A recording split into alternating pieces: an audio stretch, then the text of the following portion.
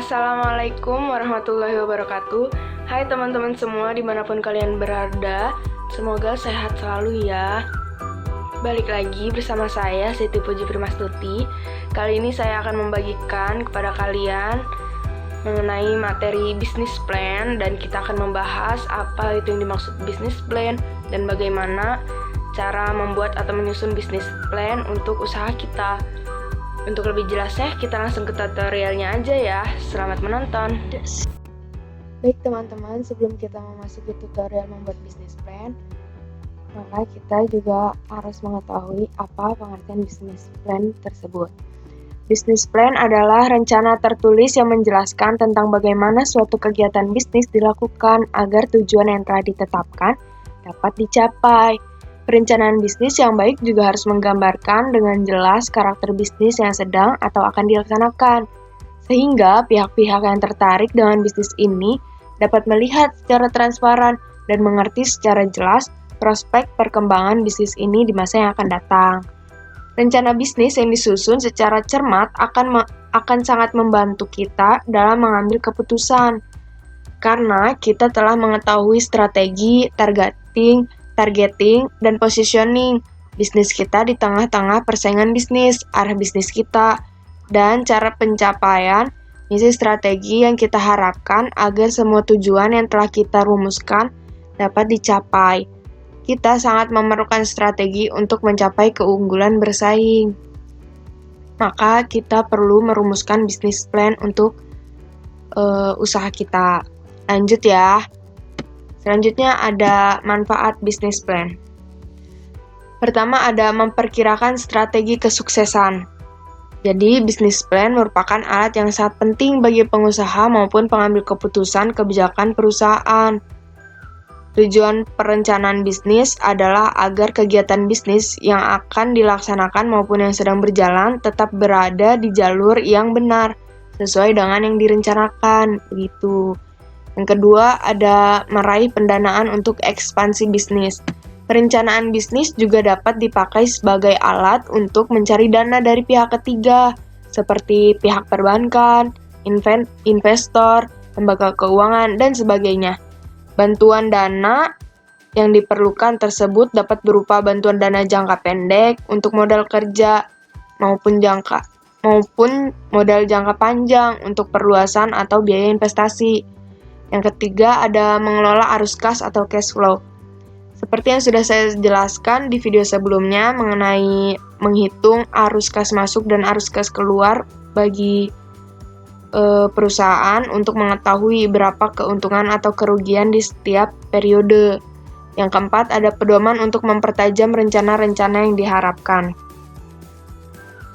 Karena di dalam perencanaan bisnis kita dapat mengetahui posisi perusahaan kita saat ini, arah tujuan perusahaan, dan cara mencapai sasaran yang ingin kita capai. Perencanaan bisnis yang baik harus memuat tahap-tahap yang harus dilakukan untuk memaksimalkan peluang keberhasilan. Sampai sini paham ya apa itu manfaat bisnis plan? Kita lanjut yuk ke tutorial menyusun bisnis plan. Nah, dalam menyusun bisnis plan, kita harus mengikuti komponen atau format yang terdapat pada bisnis plan. Apa saja format atau komponen tersebut? Mari kita bahas satu persatu ya teman-teman. Yang pertama ada lembar judul atau sampul luar. Apa ya itu? Jadi lembar judul itu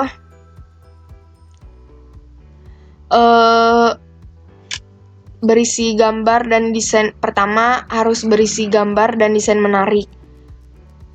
Ya, yang dimaksud ini tuh cover depan dari proposal yang kita buat harus mewakili jenis atau karakter usaha apa yang kita lakukan gitu. Yang kedua ada logo atau lambang usaha, digunakan untuk mempermudah dan membedakan juga usaha kita atau bisnis kita dengan pesaing-pesaing yang lain, dan agar lebih mudah dikenal dan diingat juga sih. Dan selanjutnya ada informatif, yaitu nama, alamat, dan kontak nomor. Ini wajib juga kita sematkan dalam proposal atau business plan kita ya. Selanjutnya ada Ringkasan eksekutif. Ringkasan eksekutif ini adalah untuk memberikan gambaran perencanaan bisnis perusahaan yang kita buat kepada pembaca. Ringkasan eksekutif harus dibuat secara jelas, cepat, dan menjelaskan poin-poin berikut ini, yaitu mengapa kita atau perusahaan sangat tertarik untuk bergelut di bidang ini, dan kedua, cara mengimplementasikan keinginan-keinginan yang hendak kita capai dalam bisnis kita. Selanjutnya ada pendahuluan, yaitu sejarah berdirinya usaha. Nah, sejarah berdirinya usaha ini menggambarkan kepada calon investor dasar atau landasan usaha ini sendiri. Usaha kita berdiri gitu, apakah cukup kuat secara pengalaman dan keutuhan individu yang terlibat di dalamnya. Nah, selanjutnya visi dan misi usaha. Visi merupakan cita-cita yang ingin dicapai usaha dalam jangka panjang, what to be. Dan misi adalah cara-cara yang digunakan usaha dalam mencapai visi usaha, atau how to be. Jadi, visi dan misi ini saling berkaitan dan menentukan kemana arah tujuan bisnis yang ingin kita jalani, begitu. Lanjut ya. Selanjutnya ada aspek pemasaran. Yaitu hal yang harus ada dalam bagian ini adalah penjelasan mengenai besarnya permintaan terhadap produk atau jasa yang dibuat oleh perusahaan. Selain itu, kita juga perlu menjelaskan penguasaan produk atau jasa yang akan kita buat. Apakah produk atau jasa tersebut dapat menciptakan pasar atau driving market, atau mengikuti pasar, market driven, begitu. Jadi kita harus mengenali pasar yang kita tuju dan produk kita sendiri juga. Nah, lanjut.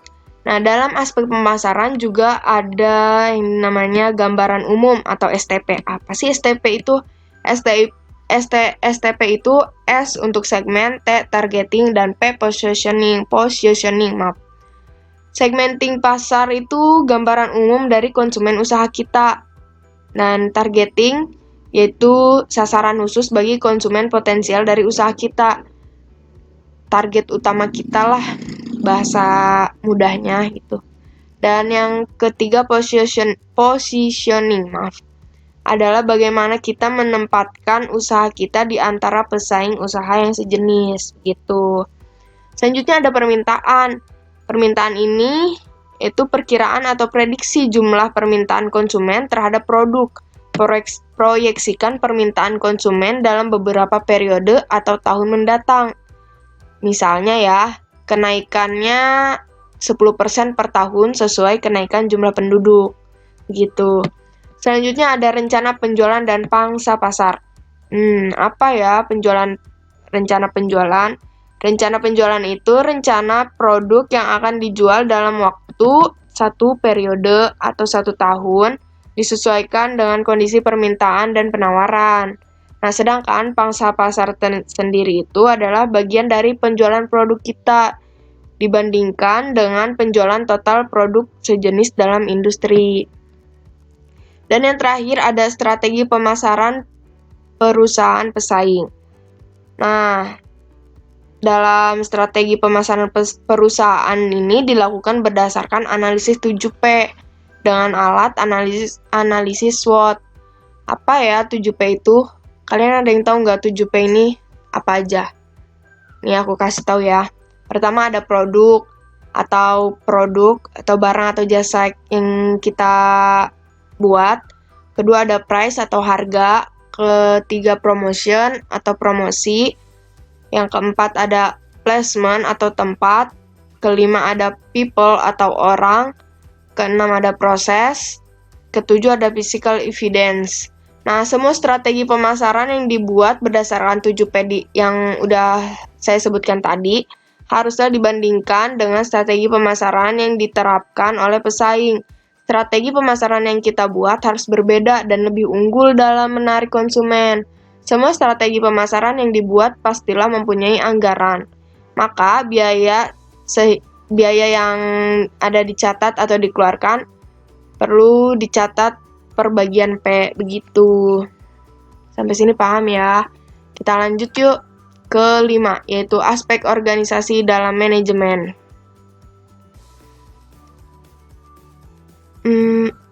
Aspek organisasi dalam manajemen ada dibagi menjadi 3 nih.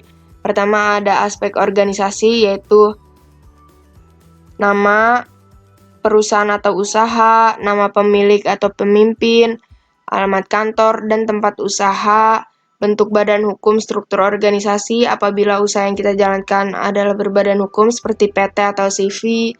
Yang terakhir jabatan, jumlah staf, uraian tugas, dan penggajian. Nah, keterangan yang jelas ini keterangan yang jelas dan terperinci mengenai kondisi manajemen sangat penting di dalam rencana bisnis. Untuk itu, kita perlu menjelaskan struktur organisasi serta siapa saja yang terlibat dalam bisnis tersebut. Berikut kualifikasi mereka. Yang kedua ada perizinan. Perizinan yang perlu disiapkan sebelum usaha dimulai dan disertai dengan biaya pengurusannya. Apabila usaha kita bukan usaha yang berbadan hukum, maka tidak begitu kompleks urus mengenai perizinan. Hanya perlu perizinan dari wilayah sekitarnya aja, seenggaknya dari kecamatan atau kelurahan, disertai keterangan dari pihak RT atau RW di mana usaha kita berada. Yang selanjutnya ada kegiatan praoperasi dan jadwal pelaksanaan. Kegiatan sebelum usaha dimulai serta dengan jadwal pelaksanaan yang diatur berdasarkan periode tertentu, minggu atau bulanan. Baik, kita lanjut ya. Yang keenam yaitu aspek produksi. Aspek produksi bagian ini tuh menjelaskan secara terperinci produk atau jasa yang akan dan telah dibuat serta cara membuatnya. Bagian ini juga mengemukakan mengapa produk atau jasa tersebut memiliki nilai lebih dibandingkan dengan produk-produk lainnya dan sejenisnya, dan kemungkinan berapa tingkat keberhasilannya, begitu. Yang pertama, kita jelasin satu-satu ya. Yang pertama ada produk. Produk itu memiliki nilai manfaat. Harus memiliki nilai manfaat. Manfaat yang dapat ditawarkan oleh produk dapat dibagi dalam 5 tingkatan. Yang pertama ada manfaat inti. Manfaat inti itu manfaat yang diberikan untuk pemenuhan terhadap kebutuhan utama konsumen. Nah, kalau yang kedua manfaat dasar, yaitu manfaat dasar yang diberikan untuk memecahkan masalah kebutuhan utama dari konsumen. Yang ketiga manfaat yang diharapkan, yaitu manfaat yang diharapkan lebih dari sekadar pemenuhan dari kebutuhan dasar. Yang keempat manfaat di atas harapan, yaitu manfaat yang dapat diberikan lebih dari yang diharapkan oleh konsumen. Dan yang terakhir ada manfaat potensial, semua manfaat yang mungkin dapat diberikan lebih dari sekedar augmented benefit, begitu. Selanjutnya ada kegunaan dan fungsi produk. Seperti kita tahu, produk dibagi lagi menjadi 2, yaitu produk konsumsi dan produk industri. Nah, produk konsumsi itu produk yang dibeli atau digunakan oleh konsumen akhir atau pemakai akhir. Harus memiliki dibagi lagi menjadi kegunaan dan fungsinya menjadi pertama ada convenience goods, yaitu produk yang dibutuhkan sehari-hari dan mudah didapat seperti beras, gula, teh, permen, dan lain-lain. Yang kedua ada shopping goods, yaitu produk-produk yang dibedakan oleh konsumen berdasarkan kualitas, harga, tren, atau gaya. Contohnya baju, telepon seluler, mobil, motor, dan lain-lain. Yang ketiga ada specialty goods, yaitu produk yang mempunyai karakteristik unik dan mempunyai merek yang sudah terkenal, misalnya mobil mewah, jam tangan mewah, atau lainnya. Dan terakhir ada unsold goods, yaitu produk yang kurang dikenal atau diketahui umum tapi kurang diminati. Tapi ini tuh penting juga gitu loh. Yaitu contohnya asuransi. Yang kedua yaitu produk industri, yaitu produk yang biasa dibeli oleh pelaku usaha produksi lainnya. Biasanya dikenal dalam B2B, yaitu business to business. Lanjut ya ke proses produksi.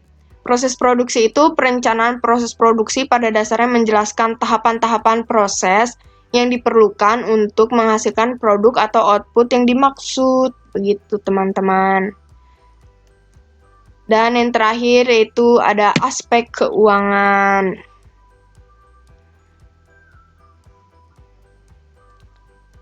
Analisis keuangan dan strategi keuangan adalah penting dalam penyusunan perencanaan bisnis, karena keduanya menggambarkan langkah-langkah yang dilakukan oleh manajemen agar memperoleh profitabilitas yang diharapkan. Nah, dalam aspek keuangan ini dibagi lagi menjadi pertama, proyeksi keuangan. Proyeksi keuangan adalah aspek finansial dari proposal bisnis harus dapat memperlihatkan potensi dana yang dimiliki, kebutuhan dana eksternal, perhitungan kelayakan usaha. Nah, termasuk di dalamnya 3 performa laporan keuangan yang sudah kita bahas juga sebelumnya, yaitu neraca, laba rugi, dan cash flow. Yang kedua ada analisis kelayakan usaha. Analisis investasi itu digunakan untuk mengukur nilai uang atau tingkat pengembalian dari investasi yang ditanamkan dalam suatu usaha pada masa yang akan datang. Hal ini sangat penting dilakukan sebelum implementasi investasi yang sering mempertaruhkan dana yang sangat besar. Nah, selanjutnya ada analisa keuntungan. Untuk menghitung analisa keuntungan, kita bisa menggunakan break-even point atau BEP adalah titik di mana pendapatan sama dengan modal yang dikeluarkan. Jadi tidak terjadi kerugian atau keuntungan. Jadi total keuntungan dan kerugian pada perusahaan itu tidak ada di posisi 0. Titik break-even point-nya, yang artinya pada titik ini perusahaan tidak mengalami kerugian atau mendapatkan keuntungan. Jadi kita harus tahu di mana letak titik BEP kita dalam menjalankan usaha agar kita bisa memproyeksikan keuntungan kita. Begitu teman-teman. Sekian pembahasan kita di video kali ini mengenai business plan.